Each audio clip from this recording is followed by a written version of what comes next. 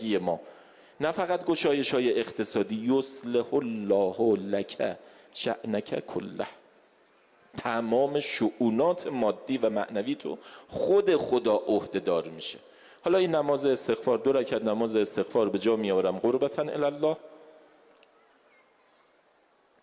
در رکعت اول حمد و سوره قدر، حالا رکعت اول رو میگم، عیناً در رکعت دوم تکرار میشه. حمد و سوره قدر بعد از سوره ناانزلنا 15 مرتبه استغفر الله. در رکوع بعد از سبحان ربی العظیم و بحمده 10 مرتبه استغفر الله. در قیام بعد از رکوع پیش از سجده 10 مرتبه استغفر الله. در سجده اول بعد از سبحان ربی الاعلی و بحمده 10 مرتبه استغفر الله. در نشستن بین 2 سجده 10 مرتبه استغفر الله. در سجده دوم بعد از سبحان ربی الاعلی و بحمده 10 مرتبه استغفر الله.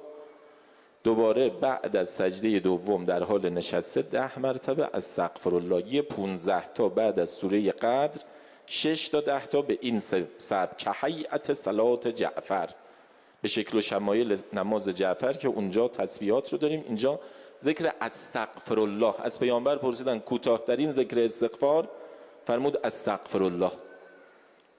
در رکعت دوم عیناً تکرار میشه. بعد از نمازم هیچ دعایی مثل نماز جعفر طیار که دعاهایی داره، آدابی داره، نه، هیچ چیزی نداره.